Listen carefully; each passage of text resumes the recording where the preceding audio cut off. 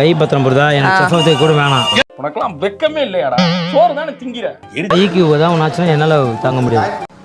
இன்னொரு வார்த்தை பேசினா அசிங்கமா திட்டிடுவேன். தங்கச்சி எடுறா கையை. என்ன ஆம்பளை குரல்ல பேசுற? நானும் ஆம்பளை தான், பொம்பளை வேஷம் போட்டு வந்திருக்கேன். நான் சின்ன வயசுல பிளாக் பெல்ட் தெரியுமா? அப்படியா? ஒரு இது பண்ணிக்காமீங்க அப்ப எனக்கு. இதெல்லாம் அப்படி நம்புறது.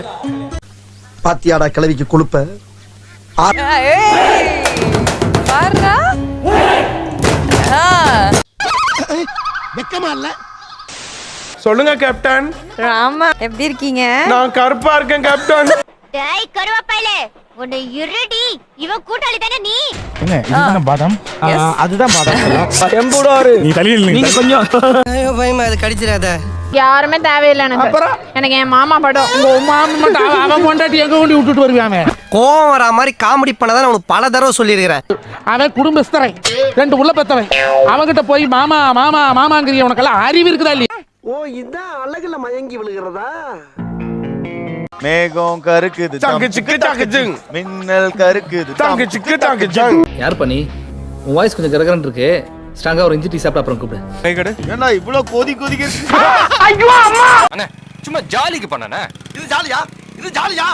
விக்கி சிவா எனக்கு வாயில ஏதாவது வந்துரும். அவன் 100 வாட்டி கூப்பிட்டு இருக்கா. என்ன? ஏய் தூம பாடு வார்த்தை சொல்ற போறேன். போங்கடா. சொல்லிட்டீங்கக்கா. அண்ணா அமைதியா இருந்துக்க. அம்மா போய்க்க. உன் தங்கச்சிக்கு வந்து ஒரு ஹெல்ப் பண்ணலடா. தங்கச்சி சொல்ற கேளியா?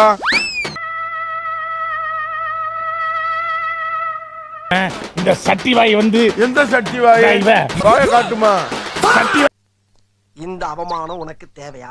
அம்மா சட்டி மாதிரி தான் இருக்கு. இந்த பலாப்பழம் மாம்பழம் இதெல்லாம் அப்படியே வெட்டி சாப்பிட்டாலே நல்லா இருக்கும்.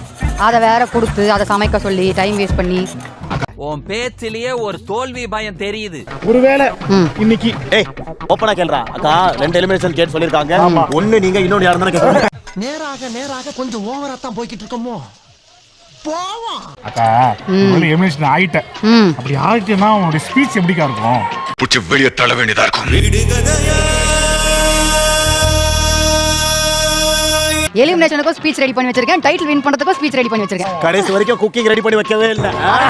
எப்பவும் பால் வடிகிற நம்ம மார்த்தாண்ட முகத்துல கொஞ்சம் வருத்தம் தெரியல.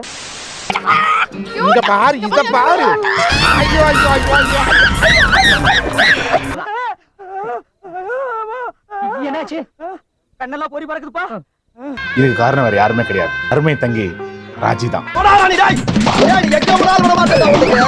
நானும் பொம்பளை புள்ளையா அடுக்கு ஒடுக்குமா இருக்கலாம்னு பாக்குறேன். என்ன கடுப்பேத்தனே.